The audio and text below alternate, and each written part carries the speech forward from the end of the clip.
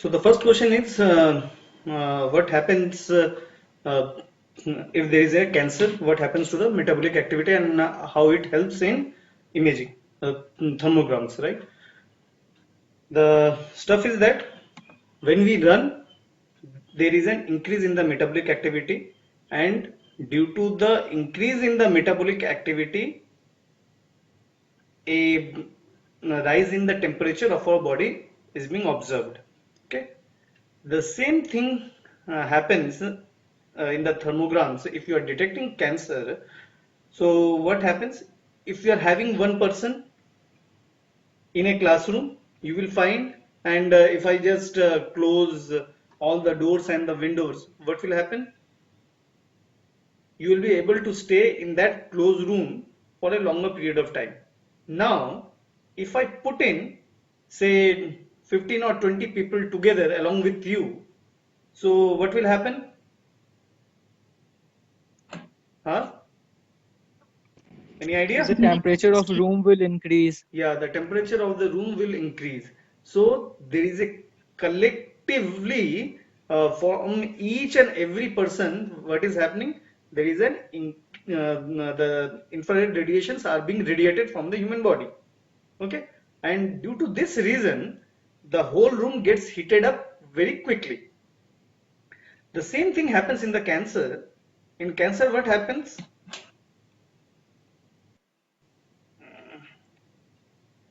Say you are having a cell over here. Now, this single cell, it grows very fast and it will start forming a bigger mass. Okay.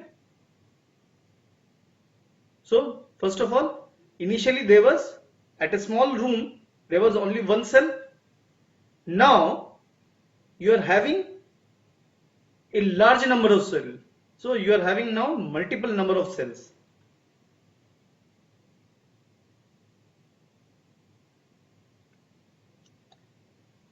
Right? So, there are multiple number of cells. And due to this reason, within a specific area, there are multiple number of cells. All of these cells, they are radiating, not trying to, they are radiating infrared rays, right? Additionally, it has been seen that the metabolic activity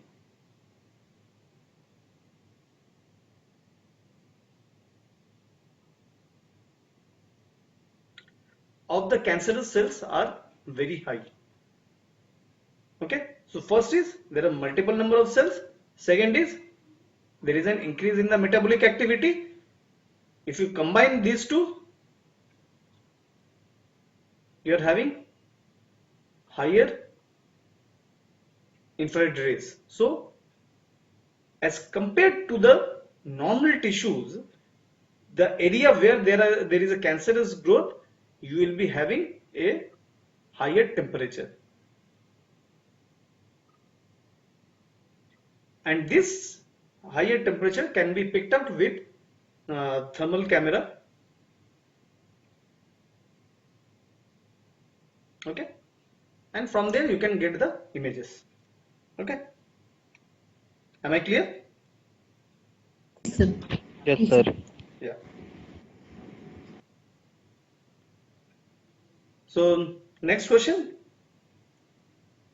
Sir, what is the difference between biosignals and biomedical signals? Biosignals and biomedical signals. What do you mean by biomedical? It is a very interesting question. Many of us,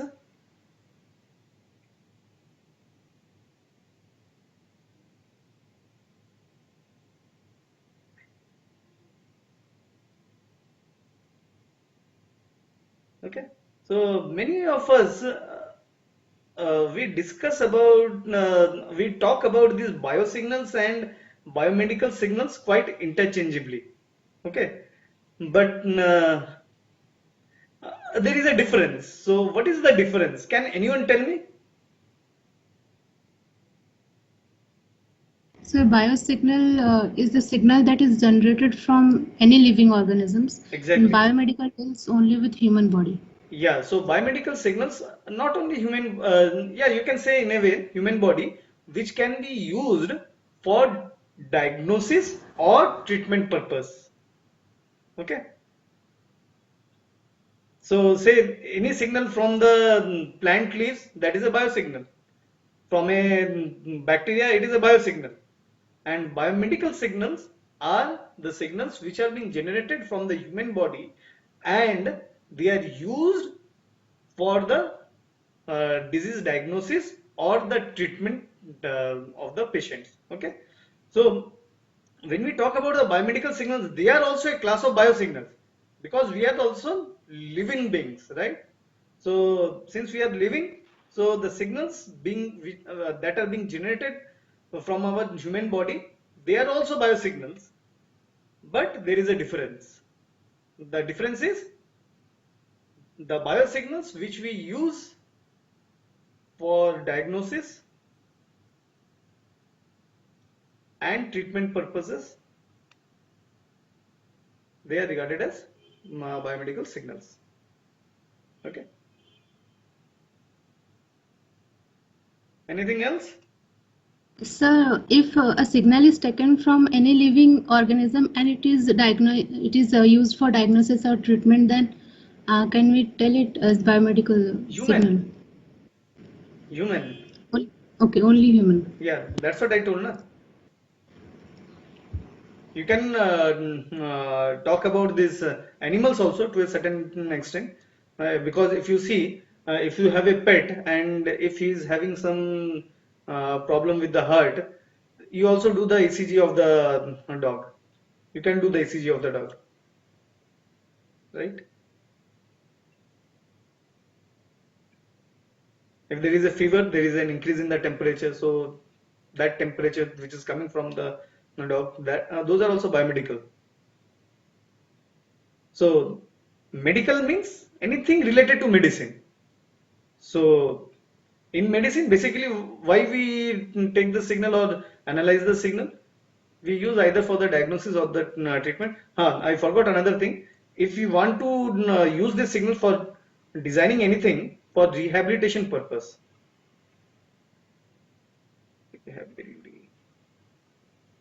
for rehabilitation these things, so they can also be categorized as biomedical signals. Over here what happens, say you take the signals and you can use it to manipulate, say, wheelchair or something else, so they are also biomedical signals.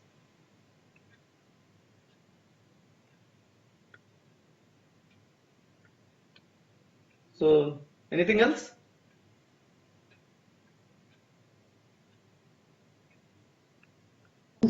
Sir, the component values, how it is affecting, like you talked about the component value, the demerits of analog circuits. Okay. Um, Suppose,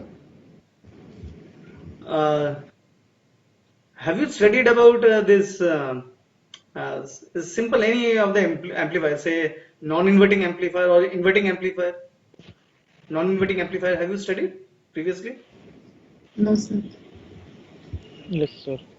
Okay. So, Yes, sir. do you know about op amps, op amp based circuits?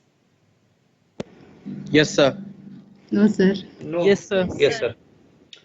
So it becomes difficult. Okay, I will try to make you understand. So this is a signal sign of an op amp, which is an electronic component. Okay, you take it as an electronic component. It is having two inputs and one output. Okay, so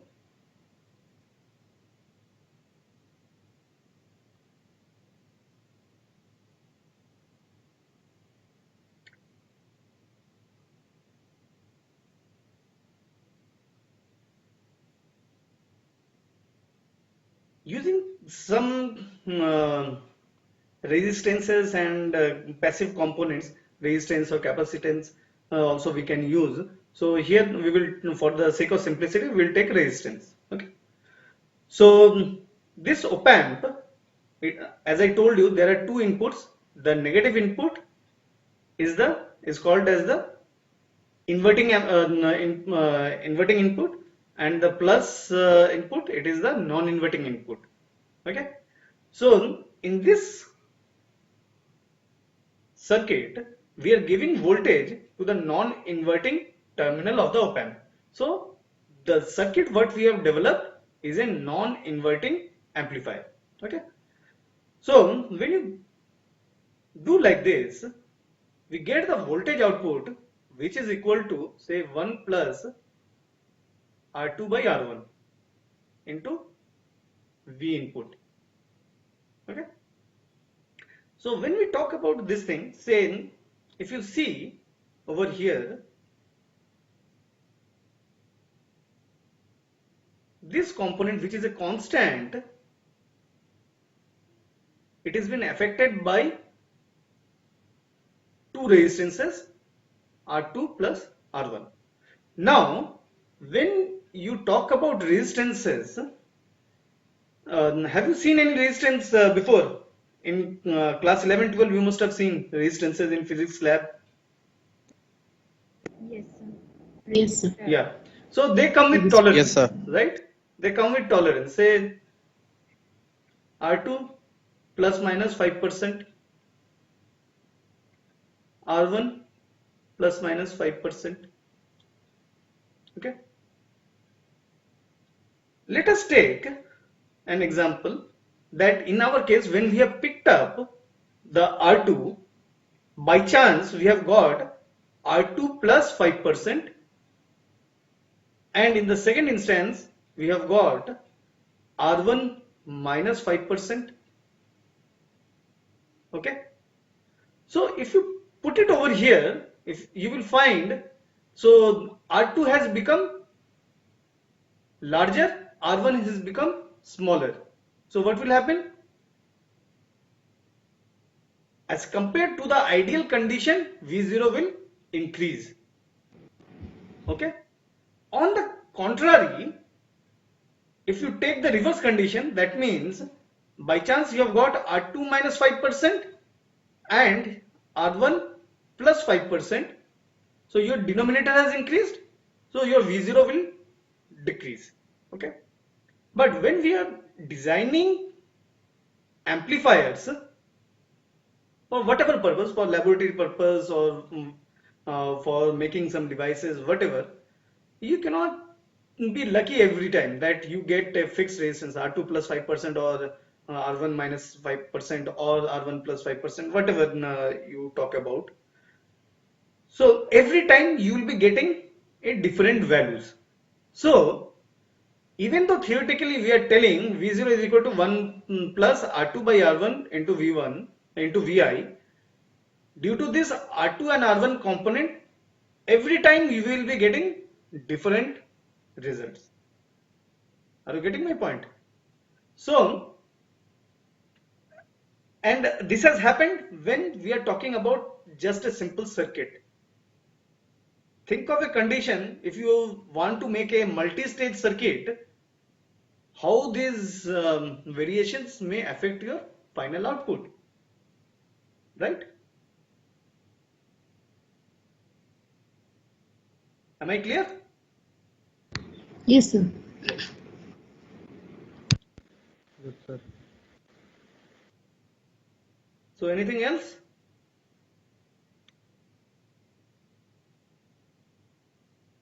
No?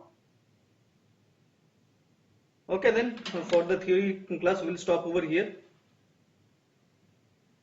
Sir, hello. Ah, Sir, I have a question. You explained in the lecture that before applying, there is a block that is anti-aliased filter before in digital signal processing. So why that is needed? so anyone who can explain why anti-aliased filter is needed? Before ADC block, yes, there sir. was. Yeah, please. Anti-aliasing filter is actually required to band limit this signal, which we will use for processing.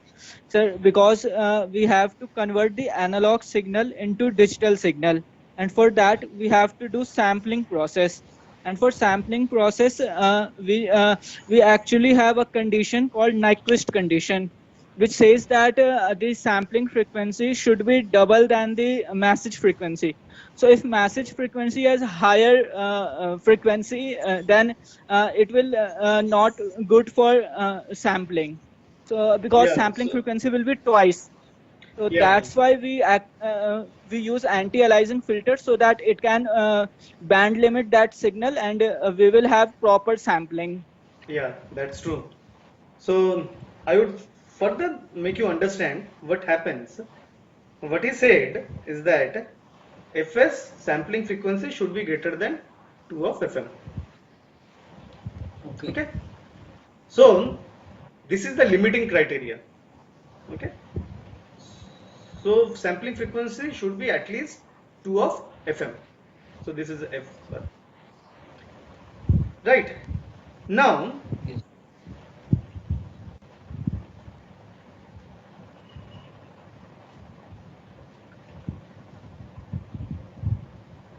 when we are talking about this thing, so I will just go into the positive domain. So we start with 0, at pi we end up. Okay. Then from pi to 2 pi, our frequency, it repeats itself. Okay. Now suppose if you have a bandwidth of, say, this is the bandwidth like this, 0 to pi. So this is Fs. Our sampling frequency of a digital system, it is fixed. Okay. Sampling frequency of a digital system, it is fixed. Whether you fix it by software or by hardware, doesn't matter. So we will take the example that when we are using ADC, the ADC has a fixed sampling rate. Okay. So when this is Fs, this is Fm. At Yes. pi you will be having Fm. So then only your Fs equals to 2 of Fm, it will be met. Okay. This condition will be met. So which is the limiting criteria for the Nyquist rate. Yes. Okay. Now after this one, as I said, due to the property of the DFT, if you must have studied, so once you do the sampling in the time domain, in the frequency domain there is a repetition, and vice versa. So if you do sampling in the frequency domain, there is a repetition of the signal in the time domain. Okay. So that we will understand as we go into the DFTs. So let us understand this over here. So this is the bandwidth, and here it repeats itself and it continues over here like this. Okay. Now we know that this should be the FM. Yes, sir. Before feeding the signal to the ADC, if we do not apply the low pass filter, which is being shown by this magenta color, then what will happen? When you talk about analog signal, what is your background, by the way? So instrumentation, electronics and instrumentation. electron. So that's good. So what is the frequency component of any analog signal? Say A sin omega t or something. No, The mathematical expression. no. Any analog signal, if you go to the Fourier series, it says from Fourier series also, let us take the case of if it may be periodic or it may be aperiodic. So let's take the Fourier transform case, which is applicable for both periodic and aperiodic signal. So it says, Fourier transform says that any analog signal is made up of infinite number of sinusoidal signals. Okay. Sin and cos. Yeah. So sine and cos, so both are called sinusoidal signals combinedly, right? So Yes. The analog signals are made up of sinusoidal signals, infinite number of sinusoidal signals, and their frequency may vary from minus infinity to plus infinity, right? Yes, sir. This is the case. Now, before feeding the signal to the ADC, if you do not apply this one, then what will happen? What will happen? Any idea? The frequency component will be present up to 2 pi also. So, but due to the sampling, what is happening? There is a mixing up of this area. They will be mixing up of the signal, frequency components of the signal. So yeah, so there is overlapping, right? And due to this overlapping, it is called aliasing. So to prevent that, if you apply this low pass filter, you are restricting the frequency within this 0 to pi range, Yes, sir. right? So that's why you need an anti-aliasing filter over there. Okay. Am I clear? Yes, sir. Yeah. So anything else?